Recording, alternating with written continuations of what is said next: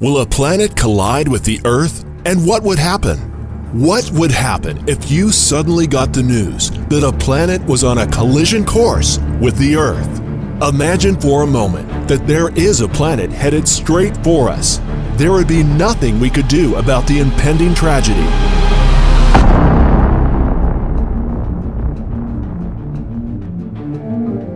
There would be nowhere to run or hide from what would come in the coming days and final hours. But you might be surprised at how everything you have ever known would come to an end, and just how much you would get to see right before impact.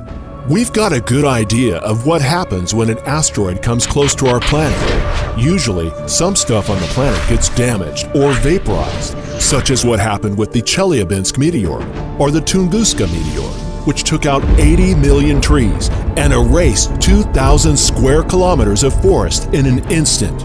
But what would happen if two planets of almost the same size crashed into each other? It's already happened to the Earth once before, and maybe it could happen again. You might have heard some wild stories floating around YouTube about a rogue planet called Nibiru that was supposed to hit the Earth on many different doomsday dates. No, this isn't another Nibiru conspiracy video, but it gives us a good basis to begin this thought experiment. The Nibiru cataclysm idea started back in 1995, and we're all still here. But just because these stories are a hoax doesn't mean that it's impossible for a planet to collide with the Earth. But just exactly what would happen? You're probably imagining something straight out of a Hollywood movie that has cool explosions and lots of cataclysmic things going on when we talk about two planets colliding. But in reality, things might be a lot different than what you might expect. Maybe even more terrifying than what you have seen in the movies. Something as big as another planet headed towards us is going to have some chaotic effects before it's close enough for impact. Things would start to occur on a slower timescale, an astronomical timescale. For example, the Earth is spinning at 1,000 miles per hour, but we don't feel this because of the sheer size of our planet. A collision by another planet wouldn't be like a large asteroid hitting the planet. Instead, it would be a chain of events that would start off slow and then become much worse as the impact approached. The speed and the direction that the rogue planet is headed is a factor, and the Earth travels and orbits along with the Sun through space at 67,000 miles per hour. If a planet is headed towards us from the exact opposite direction, resulting in a head-on collision, the fireworks would be immense. There are many things to factor in, such as the angle of the rogue planet and in which direction it would collide with us. To keep things easier, consider that the two planets are free falling towards each other with a starting closing speed of 3 kilometers per second, as we need some point of reference. By the time our approaching rogue planet reached the Moon's orbit, which is about 384,000 kilometers away, the tides on the Earth would be about 8 times greater than they normally are. This wouldn't affect everyone on the planet though, and there would be no giant tsunamis until closer to impact. But the waves would be much bigger, and much of the coastline would be swept away as the rogue planet got closer to Earth.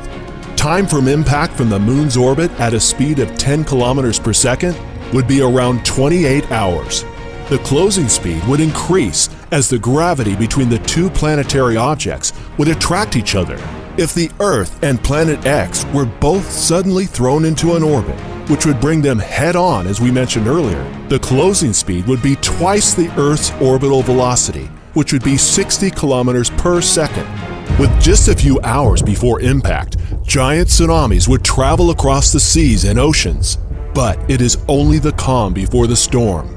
The storm system would drastically change, and there would be lightning storms, deadly tornadoes, and immense hurricanes, probably far off the category scale.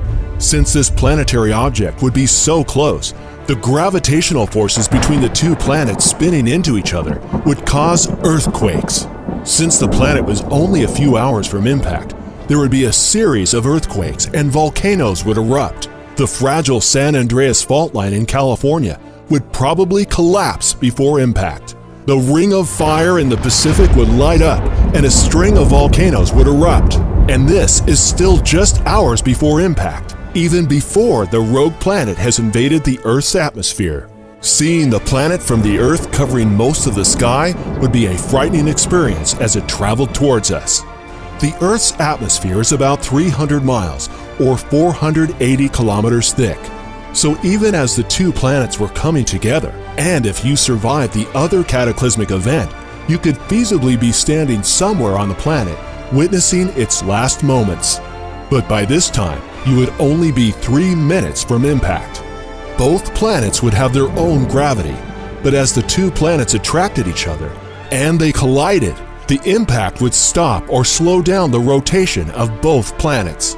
As the friction between the two planets increased as they ground into each other, the force would stop the spin of the planet. The shock from the first impact would travel across the world in less than 20 minutes. The sound of such an event would be unimaginable, like an earthquake of unimaginable strength. The collision area would grow and expand from the point of impact as millions of tons of superheated rock are ejected from the growing crater, which would start to expand outward as the two planets become one, the Earth being swallowed by the slightly bigger planet. We know that the Earth's core is a solid ball of iron nickel, and it's about 70% the size of the Moon, which is a radius of 1,220 kilometers, about 760 miles in diameter.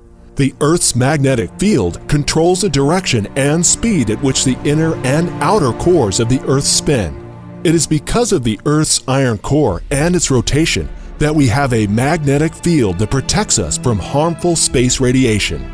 This inner core rotates towards the east and rotates at a speed greater than the Earth's rotation. If something were to suddenly stop the outside rotation of the Earth, the inside core might keep spinning but cause massive internal damage to the planet as it moves suddenly towards the impact zone. The Earth could melt from the inside out as it was being slowly vaporized by the impact of the rogue planet. This end of the Earth would happen in some ways both slowly and suddenly.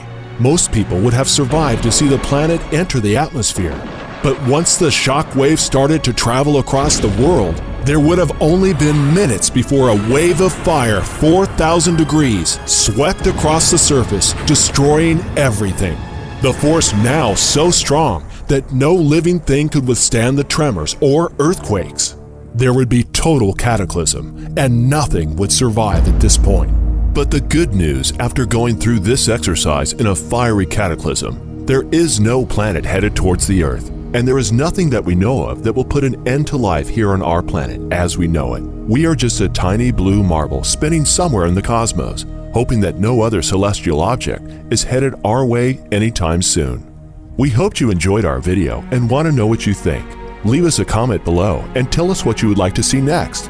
And if you really liked our video, we hope you will share, like, and subscribe to our channel so you'll get notified when we release a new video. Thanks for watching.